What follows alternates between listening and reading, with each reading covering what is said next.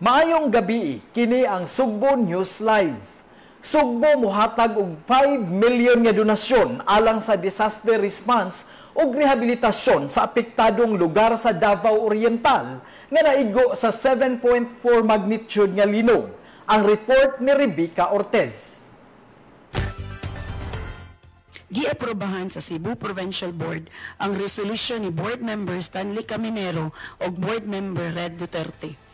Ang resolution naghatag og pagtugot ni Governor Pambari 4 nga makahatag ang Cebu Provincial Government og 5 milyones pesos nga hinabang sa Davao Oriental. Niadtong October 10, ang Davao Oriental naigo sa 7.4 nga linog.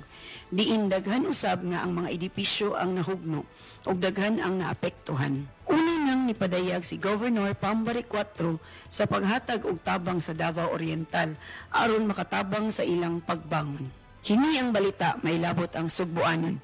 Rebecca Ortiz, Sugbo News. Governor Pambari 4 gitugutan nga makahatag og tag 10,000 pesos nga financial assistance sa tanang mga empleyado sa provincial government nga nagtrabaho sa hospital sa Sugod, Daan Bantayan ug Bugos City. Ang mga empleyado sa local government unit nga molupyo sa mga lugar nga grabing naapektuhan sa linog, makadawat usab sa susamang kantidad sa financial assistance. Si Allen Ferraren sa report.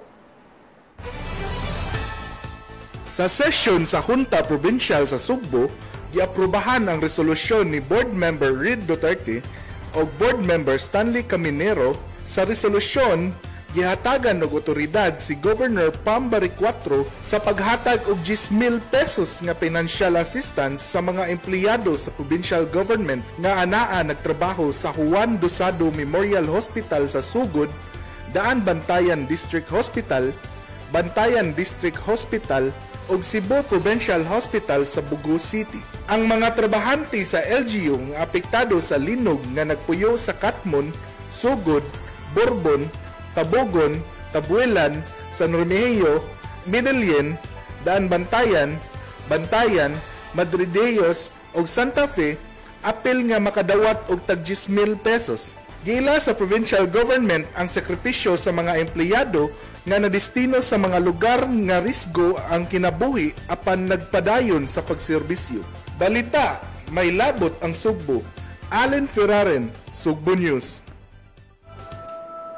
Sa mga nangita og trabaho, ang Public Employment Services Office sa Kapitolyo mopahigayon og local ug overseas job fair karong Sabado ug Domingo pitsa 18 ug 19. Sugboanon, manginlabot kita ug magpakabana tungod kay ato ang Sugbo. At ang dugang pang mga balita ug kasayuran dinhi sa Sugbo News page. Ako si Monching Auxtero. Mayong gabi.